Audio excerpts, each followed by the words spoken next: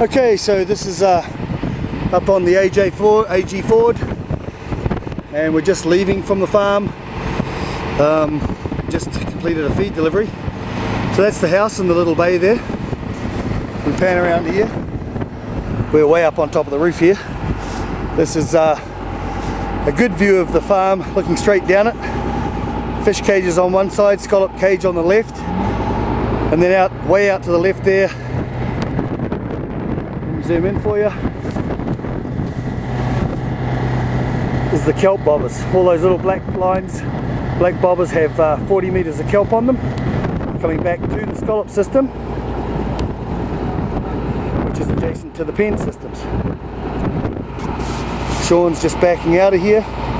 These little floats he's missing quite adeptly is individual kelp lines for measuring the effluent streams coming off, so we should be able to measure the nitrates in the kelp, and that is set out in a grid around the farm, around the cages, spaced out. You can see a few of them there. The big yellow float here is an environmental buoy, does a lot of readings in the water as well as atmospherics, and then uploads to the university. The pen that you can see most closest to us is in fact our harvest pen and transfer pen, and right now we're grading to harvest from our black cod stocks. The black cod have been here for 26 months, and we're taking all the larges out and leaving the smalls on the site. So what we're doing right now is we're going to head back around the farm here and pick up the two mort totes, which are way over there by Dave. They're on their separate little float, and they have our mortalities in. Believe it or not, that's 2 totes of mortalities from this crop in the last 8 months, I believe, since we did this last.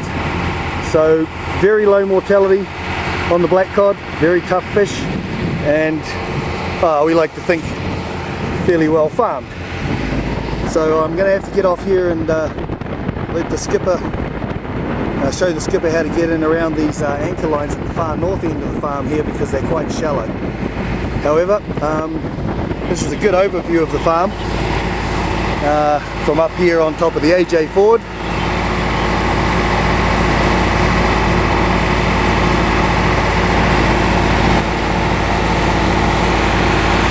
So we have pen 1 is the first pen over there. The steel poles sticking up that you can see beside the pens are actually the poles that we use to bring up the cucumber trays. We have trays of cucumbers underneath the cages, and the cucumbers intercept the feces and eat that and reprocess it before it goes to the bottom. So when Dave and I came here, the farm was held together by 3 anchor lines and in lots of different bits. Can I go in, or do I need to go around the other stuff? Okay, Sean, so if you see where that black float is there. Yep, so I can ignore this one? Yeah, we can go a little bit sort of in between. If you cut in between that black float and the shore, you're perfect. So if you spin round now on that on the nice turn, you should be good.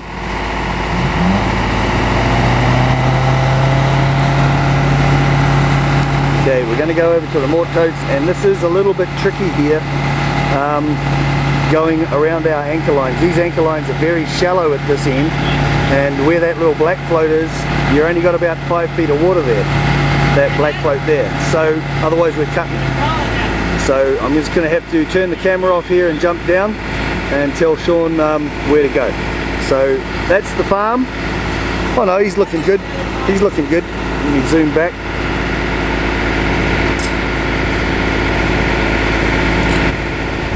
Yeah, you're looking good there, Sean. If you go straight for a little bit and then keep on your turn, you're looking really good. I should be able to get a little bit of how this farm lines up from up here. So all of these anchor lines, all of these yellow bobbers and everything, they were basically put in by me and Dave by hand. We used a 3-ton turfer to tighten everything up, and finally after quite a bit of time we got the system sitting straight, The system sits in about 85 feet of water. You can see just ahead of me here there's a little yellow float in the water just under the water. That's our marker line for how deep our anchor lines are. So we're heading up on Dave. He's just sorting out the mort totes, getting them ready to go. And that's pretty much looking straight down the system. That's a nice view.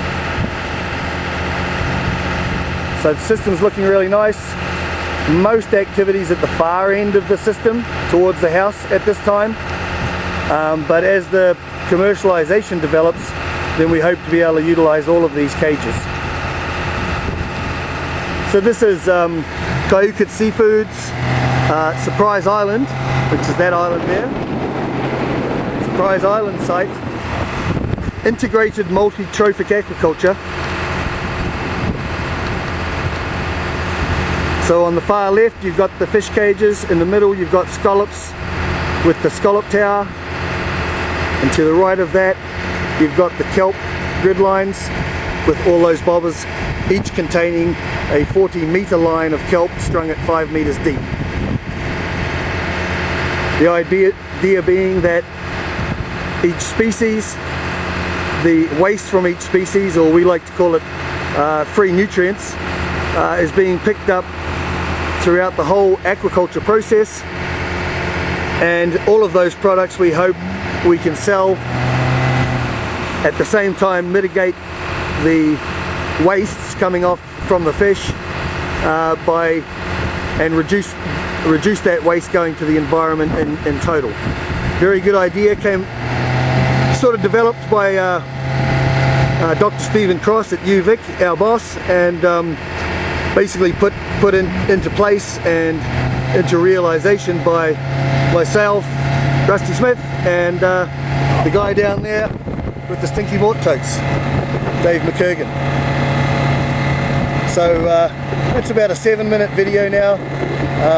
I think I'm going to have to call it good. Oh, by the way, that's our utility floats.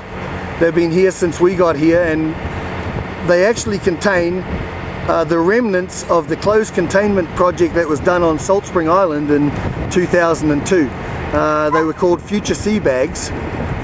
Dave and I were also on that project. I ran that project, and that was a very interesting project as well. Maybe I'll put some stuff on YouTube on that project. I've got a few photos from way back then. But that's the remains of the sea bags. That's a sea bag right there. Steve got them for free because they were throwing them away from Marine Harvest. Those are the bottom decks, and yes, so it was kind of funny to get out here and start this project after having been the guy that started the closed containment project. In some ways I kind of think maybe maybe those sea bags are following me around, and Dave as well, but they're basically past their used by dates. They're fairly perished now, and that was almost 8 years ago now that we did that project, and that's where the sea bags sit. So it was a pretty successful project, and maybe one day I'll do a little bit of a video blog on what I know about closed containment in the future sea bags. So this is Surprise Island, multi-trophic aquaculture. Research and development moving towards commercialization.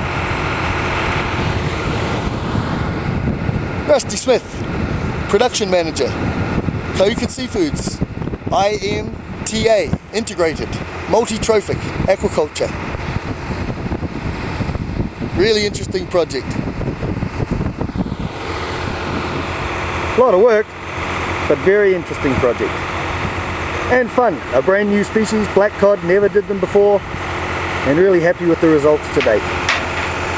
So I've done enough talking, and I've done enough skiving off, and as usual Dave McKergan down there is doing all the work. Hey Dave, give us a wave! Hey! Ready for death? Bye for now.